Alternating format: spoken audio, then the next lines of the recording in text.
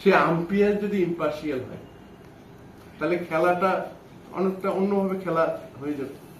তো আমরা বিগত দিনে একটা কনস্টিটিউশনাল একটা বডি ইলেকশন কমিশন, যে সবকিছু কনস্টিটিউশনের সমস্ত কিছু মান্যতা দিয়ে তাকে ওখানে বসানো হয়েছে। তো কনস্টিটিউশনের যে ক্রাইটেরিয়াগুলো আছে এবং তার আর্টিকেল 324 ধারা অনুযায়ী ইলেকশন কমিশন অনেক কিছুই করতে পারে। তো সেই ধারা অনুযায়ী কোথাও বৈধ ভোটার নাগরিক যে ইয়েটা সেটা ছিনিয়ে নিতে পারে না।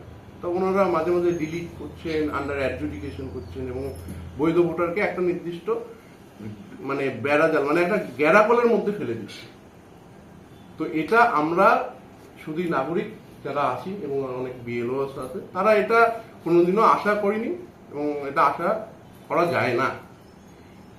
এই জন্যই আমরা 9 তারিখ স্মৃতি সদনে একটা নাগরিক কনভেনশনের ডাক দিয়েছি এবং সেখানে আমরা সমস্ত নাগরিক সমস্ত ধর্ম বর্ণ নির্বিশেষে সময় ওই নাগরিক ইয়েতে সবাই আপনারা উপস্থিত হন এবং নিজের মতামত দেন দিয়ে ওখানে আমাদের নাগরিক বলছিলাম এই যে 60 লক্ষেরও বেশি ভোটারের নাম অ্যাডজুডিকেশনে রাখা হয়েছে, তাদের তালিকা নিষ্পত্তি না করেই যদি ভোট ঘোষণা হয় সেক্ষেত্রে তো ভোট কর্মী হিসেবে আপনাদেরই রিক্রুট করবে কমিশন।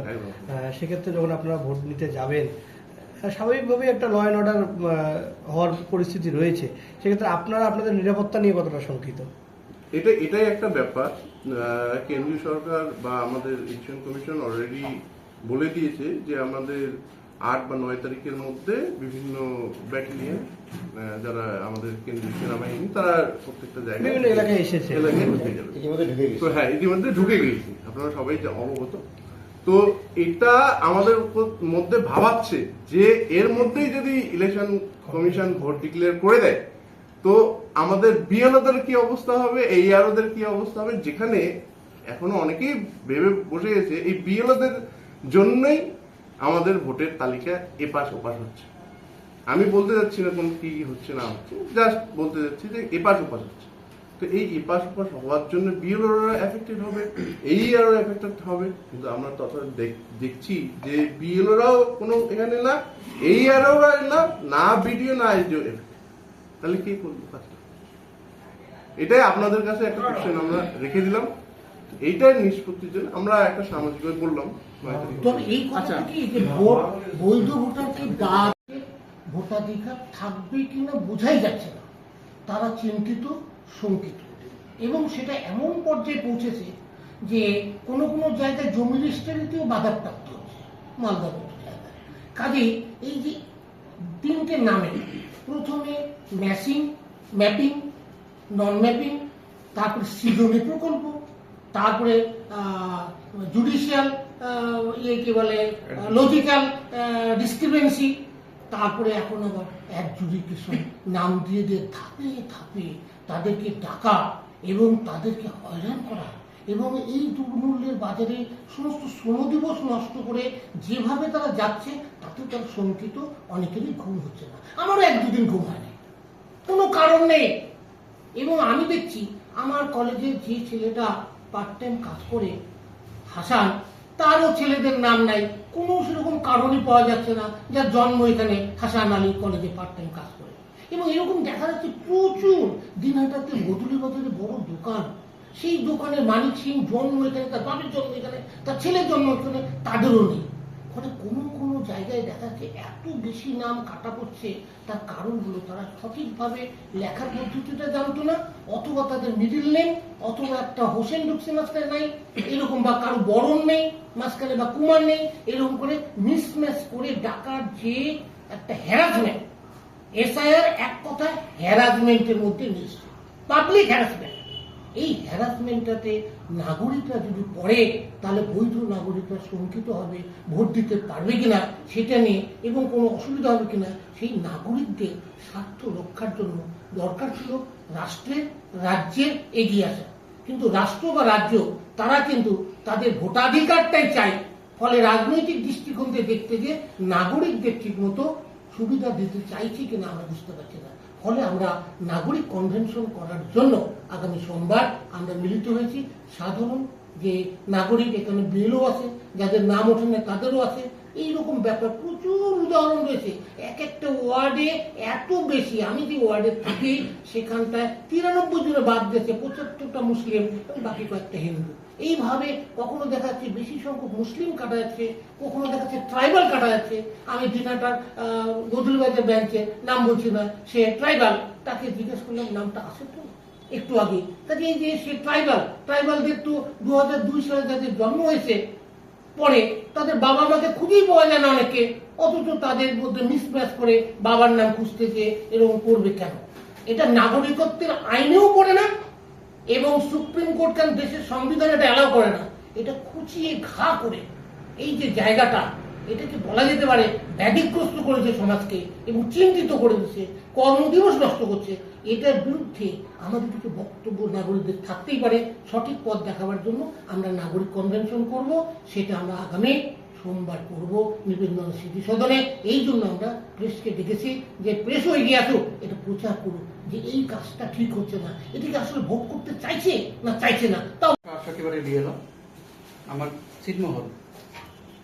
তো আমরা বিএলও যখন আমরা এসআই এর ফর্ম নিয়ে বাড়ি বাড়ি গেলাম, ভোটারদের বাড়িতে গেলাম, তো আমাদের ফর্ম ডিস্ট্রিবিউশন করতে বলা হলো। ফর্ম ডিস্ট্রিবিউশন যখন হয়ে গেল তখন আমাদের ইনস্ট্রাকশন দেওয়া হলো আমাদের এগুলো ডিজিটাইজ করতে হবে। তো সেখানে আমরা বিএলওরা কি করলাম, আমরা সেখানে ম্যাপিং করলাম, সেলফ বা প্রয়োজন হিসেবে ম্যাপিং করা হলো। তো এই যে ম্যাপিং প্রসেস যখন কমপ্লিট হয়ে গেল, ম্যাপিং এর পরে যারা নো ম্যাপিং এ ছিল, তো নিয়ম হচ্ছে তাদেরকে হিয়ারিং দেখা উচিত। তো নির্বাচন কমিশন কি করলো, ম্যাপিং যারা হয়ে গেছে অলরেডি ম্যাপড তাদেরকেও হিয়ারিং এ ডাকলো, যেটা এলডি লজিক্যাল ডিসক্রিমিনেশন নাম করে। এই যে ম্যাপিং হয়ে গেল এলডি লজিক্যাল ডিসক্রিমিনেশন নামে, তাদেরকে হিয়ারিং এ লম্বা লাইনে তাদেরকে হয়রানি শুরু হয়ে গেল। বিএলওদের আন্ডার গ্রাউন্ড লেভেলে আমরা কাজ করলাম, সেখানে আমাদের কিন্তু কাজ শেষ।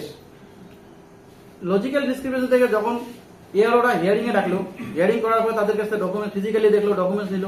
ডকুমেন্টস নেওয়ার পরে ওরা যখন এআরওরা যখন তাদের পোর্টালে আপলোড করলো, সমস্ত কিছু আপলোড করলো, ডকুমেন্টস ভেরিফাই করার পর আপলোড করলো, ডিও ভেরিফাই, এমও ভেরিফাই, আরও ভেরিফাই, সবকিছু হওয়ার পর ওরা যখন ফাউন্ড ওকে মারলো, ফাউন্ড ওকে করার পর যখন ডকুমেন্ট টু বি রিভিউড আসলো আবার আরও পক্ষ থেকে, তখন এগ্রি বা ডিসএগ্রি এটা করতে হয়েছিল। এই আলোরা এগ্রি বা ডিসএগ্রি করেছিল। তো যারা এবার যারা ডকুমেন্ট দিয়েছিল, ডকুমেন্টের ভিত্তিতে এই আলোরা কিন্তু এগ্রি করেছিল, ডিসএগ্রি করেছিল। তো পোর্টাল বন্ধ হয়ে যাওয়ার পর্যন্ত, 21 তারিখে পোর্টালটা বন্ধ হয়ে যায় সম্ভবত, পোর্টাল বন্ধ হয়ে যাওয়ার আগ পর্যন্ত 90 থেকে 95% কাজ কিন্তু এই আলোরা কমপ্লিট করে ফেলেছে। অর্থাৎ 90 থেকে 95% ভোটারদের যদি এই আলোরা পার্ক করে ফাইনাল রোলে করে দিল, পার্ক ওরা ফাইনাল রোলে পার্ক করে দিয়েছিল, তো 90 থেকে 95% অ্যাপ্রোক্স। তো এই যে 90 থেকে 95% যারা ফাইনালে পার্ক হয়ে গেল বাই এই আওয়ার্স, তো নির্বাচন বৈধ ভোটারকে ভোটাধিকার দান করা। তো কিন্তু আদতে আমরা যেটা দেখছি, এসআইআর তার দায়িত্বটা ঠিকঠাক পালন করছে না। সেটা কাদের অঙ্গুলি হেলনে কিভাবে করছে সেটা আমরাও বুঝতে পারছি না। তবু এটা অন্তত সবাই আমজনতা এটা বুঝতে পারছে যে এখানে একটা কিছু ঘটছে, যেটা মানে এখন আর গোপন নয়, ওপেন সিক্রেট হয়ে গেছে। সবাই বুঝতে পারছে যে ঘটনাটা কি ঘটতে যাচ্ছে। আমি এসআইআর এর উদ্দেশ্যটা আরো স্পষ্ট করে বুঝতে পারলাম। আমি একজন বিএলও, আমি দিনহাটা 7 নং বিধানসভা কেন্দ্রের 318 নং বুথের আমি বিএলও। এখানে যারা উপস্থিত আছেন তারা অনেকেই বিএলও, এবং আমি এবং অনেকেই অ্যাডজুডিকেশনে আমার নামও আছে। সমস্ত রকম ডকুমেন্টস 13 দফা ডকুমেন্টস দেওয়ার পরেও আমার নামটা অ্যাডজুডিকেশনে আছে, এবং এখানে অনেকেরই আছে যেটা থাকার কথা নয়। আমার পাসপোর্ট থেকে শুরু করে বিভিন্ন ধরনের সার্টিফিকেট, আমি 1000টা সার্টিফিকেট দেখাতে পারি, সেটা প্রশ্ন নয়। প্রশ্ন হলো যে কাদের নাম বাদ গেল, কেন বাদ গেল। আমি একটা পরিসংখ্যান যদি দেই, আমার বুথেরই যদি পরিসংখ্যানটা দিই, তাহলে ব্যাপারটা দাঁড়াচ্ছে অনেকটা এরকম।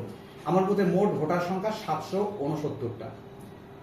এখানে হিন্দু মুসলিম প্রায় 50-50 সংখ্যক রয়েছে। প্রতিটা ভোটার, সে হিন্দু হোক, মুসলিম হোক, মুসলমান হোক, সেটা বড় কথা নয়। মোটামুটি সব রকম জনজাতির লোক আমার বুথে রয়েছে। কি দেখা গেল যে 769 জনকে এনলিমিনেশন ফর্ম দেওয়া হলো। প্রথম দফায় দেখা গেল যে এএসডি ভোটার, অর্থাৎ অ্যাবসেন্টি, শিফটেড এবং ডেট, এই ভোটারদের সংখ্যা মিলে মোটামুটি 53 জন বাদ গেল। এদের মধ্যে 25 জন ছিল মহিলা, আর যারা ওই বিয়ে হয়ে স্বামীর বাড়িতে গেছে, যারা শিফটেড হয়েছে 27 জন মারা গেছে, এবং একটু অ্যাবনর্মাল ছিল, মানে মানসিক ভারসাম্যহীন, অনেক দীর্ঘদিন আগে নিরুদ্দেশ হয়ে গেছে।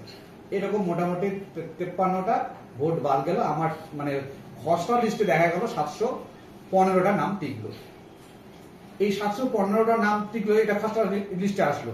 এরপর কি দেখা গেল, দ্বিতীয় মানে ধাপে লজিক্যাল ডিসক্রিপেন্সির নামে, অর্থাৎ নামের ভুল বা একজন ভোটার যাকে প্রয়োজনীয় ম্যাপে দেখিয়েছে, হ্যাঁ, তাকে আরো 5 জন বা 6 জন দেখিয়েছে, এরকম করে নামে সামান্য বানানের ভুলের জন্য তাদেরকে এভাবে ডাকা হলো। প্রথম ধাপে আমার বুথ থেকে ডাকা হলো 78 জনকে এবং দ্বিতীয় ধাপে ডাকা হলো 70 জনকে, মোট